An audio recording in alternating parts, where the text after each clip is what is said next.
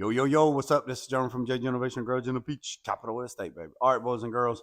Um, got the hood put on yesterday. Mama Jr. came down yesterday. We lickety split. Got that knocked out, so I can take the grill out. Got all that good to go. Then he took his meal gauge and we went around the truck and we meal gauged it. And there is between, now some spots is heavy because there's filler in it, but majority of it we ended up anywhere from 5.5 to 7 meals total. That means from primer, let's say they put epoxy, primer, base, and clear. Had anywhere from 5 to 7 meals total. And if you think about it, a meal is 25 microns, which is the thickness of the cellophane pack of a cigarette pack if you smoke.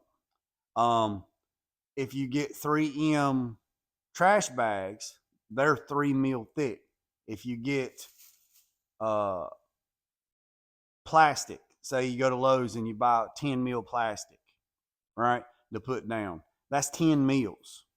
That thickness so I don't know what this plastic is right here, but you take that plastic at Lowe's that you put down where you're going to put in your flower beds or put concrete down, and it says it's 10 mils thick.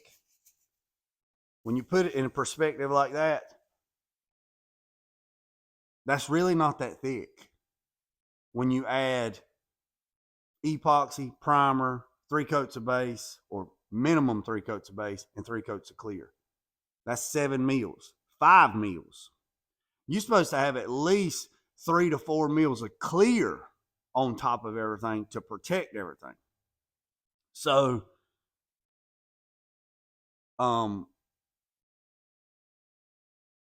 that explains a lot, because again, like, not the places that's got a little bit of body filler, the roof cab, the cab's got a little bit of filler, because I tried to sand the green paint off, and then some of the primer started peeling, and I said, you know what, I'm just gonna, it ain't gonna take no more time, or just go ahead and just get it all off. And then I'm glad I decided that, because see that right there, that's rust. See that right there, that's rust. So that means there's rust on the metal underneath, and that's just going to cause problems down the road. So if I'd have took it down to the primer and then I'd have built on top of that primer, if it was good, then there's rust underneath it, because you can see it right there. See, that's rust, because everything else is black, and then it come up and this was brown. This spot here was brown. Now, if somebody's probably going to say, oh, that was probably red oxidized primer that they put. You don't know what you're talking about. Well, I didn't see you nowhere in here. And yes, they did use red oxidized primer back in the day, but the whole piece would have been red oxidized primer. I just got spots everywhere of brown, and that's rust. That's rust. So, somebody asked me about compressor, how they know how. I got a video. Just search compressor setup JG Innovation, and it pops up, and there's a video I done like a year or two ago. It talks about all that stuff, but I'll give you the skinny version of it. Guys that are getting compressors at a 13, 14 CFM with a 60-gallon tank, this DA is a very good DA. Very, very good, right? It eats about 12 to 13 CFM at 90. The ones at Harbor Freight, they're not so good. They eat like 14, 15, 16, 20 CFM. So if you have a compressor that's only producing 13 to 15 CFM, and you have a product, a tool that is eating, like a spray gun, all that stuff, if you're taking out more than you're adding, your compressor is going to constantly run. If it constantly runs, it's going to make condensation. Condensation makes water, and you're going to have all this water problems, because all it's doing is compressing the air, and the more it works, the more heat. The heat, condensation, compression, and all that stuff. So the best thing I could tell anybody is buy the biggest CFM at 90 you can afford. Don't worry about the tank. Don't worry about the tank. If it's a 60-gallon tank, don't worry about it. Buy the biggest CFM you can afford at 90. Because when I first started this is not what I intended to do at home. This is what I did this for other people. I worked somewhere. I went to Petty's Garage. I worked at the college. I worked at another body shop. I floated around. I'd done this for other folks. And then unfortunately in 2019, my son died and things changed. So I already had the shop up there. I already had the shop and I was piddling on other stuff. So it just kind of snowballed into what we got now. So my first compressor was an Emerson Ram industrial, not the ones from Tractor Supply. There's nothing wrong with those. They're just not commercial grade. They're residential grade. I went to the plant in Sanford and I bought a V twin or twin compressor, the biggest one you could get on 220, 240 volt.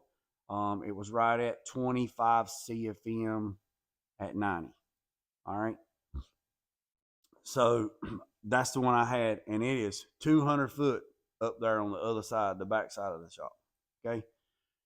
Used that for years. Then got a chance where I could upgrade, and I went to, I think it's a Curtis, and it is a 30. I want to say it's a 33 or 35 CFM at 90. It has a pre-cooler, a post-cooler, automatic drain. It has a sandblasting mode where it puts us in continuous running. Has a dryer on it. So what I did was I plumbed that into my old tank, my old compressor, which is a backup, and then I plumbed that into another tank, which was a nitrogen tank. It's an 80-gallon tank and then it's all in the shop with 2-inch line. Then I buried the line, one continuous piece from that shop to this shop, and that's 3 foot deep. It's over 150 foot piece. It was a rolled it all out. That rapid air line, buried it in the ground, come into the booth, went out of the booth, went into another 80-gallon tank.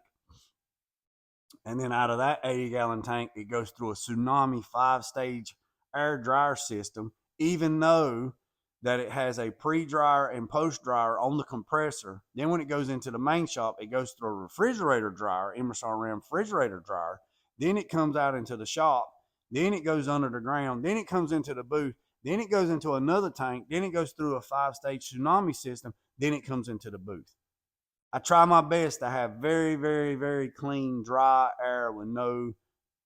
And I have an automatic drain on the tanks in the back. So they go in stages. The first one to purge, the second to purge, the third one to purge. They're on a timer. So it's like, and then then actually when it comes out of the dryer in the shop, it goes through a 3-stage Tsunami system before it feeds the shop. And then when it leaves the shop, it comes to the booth. And then when it comes to the booth, it goes through another tank, and then it goes through another 5-stage air system. So I try my best to keep air, and everything is high flow fittings.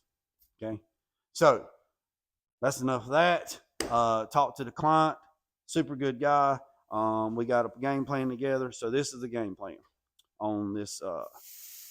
If you don't, I don't care. Even with the issues with this truck, this is a bad mamma jamma.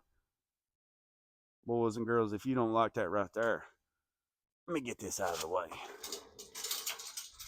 Boys and girls, if you don't like that right there, there is something definitely wrong with you. So now the plan is, after I get the top done, stripped, I'm taking the grill out and I'm going to clean the grill. I'm going to strip all the anodize off the grill. I'm going to give it a brush look, and I'm going to paint the center.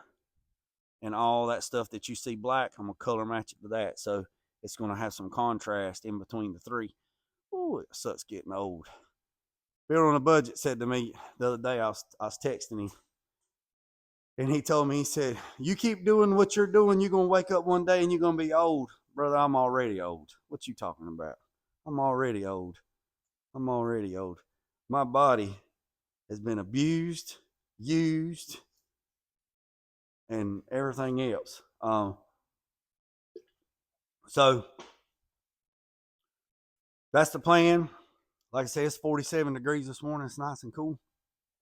What's everybody thinking about the cream puff right there? I mean, what's everybody thinking about the cream puff? Go back and check the video out if you didn't see that truck. That F-150 didn't get a lot of love, and I'm surprised. I'm surprised it didn't get a lot of love. I'm surprised. Well, let me get back to it. Like I say, let me say, and get this thing stripped, get this top done, and get this thing moving because he is going to go to an event. There's an event he wants to go to, and I told him I'll get this done, took care of. He can go enjoy the event with his friends, and then he can bring it back. So that's what I try to do. I try to accommodate my clients as best I can without hindering anything, jeopardizing integrity, or what any misfortune. I appreciate you. Remember when I said, don't worry about the man up the road. Don't worry about the man down the road. Sweep off your own front porch while sweeping off anybody else's. But God first, let loose and drag. Peace up and chicken grease. I'm out.